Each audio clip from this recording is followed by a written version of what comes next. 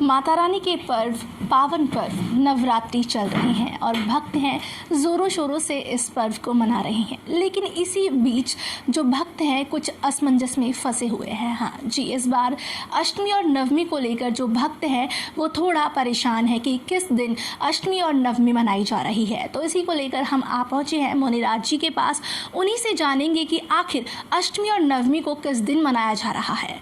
मुनिराज जी बताइए कि इस बार अष्टमी और नवमी किस दिन मनाई जा रही है। आपने बहुत सुंदर प्रश्न किया है और आज हमारा समाज इन त्योहारों को लेकर बहुत ज़्यादा भ्रमित है।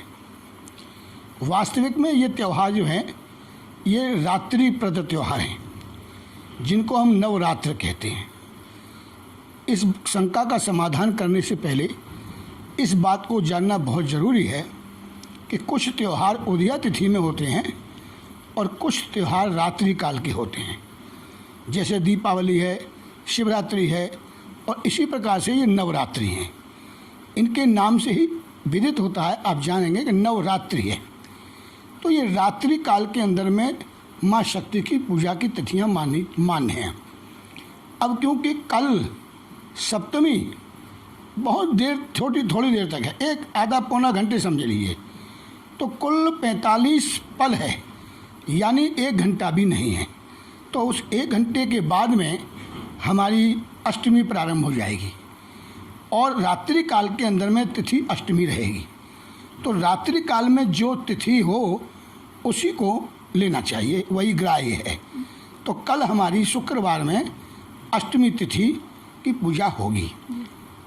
अब क्योंकि कल हमारी माँ भगवती गौरी रूप के अंदर में प्रतिष्ठापित होंगी और गौरी की पूजा जो होती है तो कन्या रूप में होती है, यानी 7 वर्ष तक की कन्या को हम लोग गौरी का रूप मानते हैं।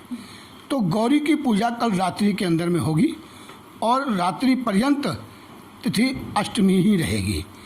इसलिए कल अष्टमी को मानना चाहिए। अष्टमी तिथि कल सर्व मान्य है। परसों यानी शनिवार को नवमी तिथि है।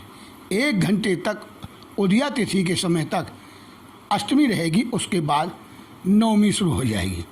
अब क्योंकि ये रात्रि का त्यौहार है तो रात्रि में नवमी तिथि पूर्ण रूपेण शनिवार को है, इसलिए नवमी तिथि शनिवार को ही मानी जाएगी। दशहरा का भी कुछ लोगों में भ्रांति हो रही है, तो 10वीं तिथि रविवार को 1 घंटे के बाद में प्रारंभ दशमी हो जाएगी।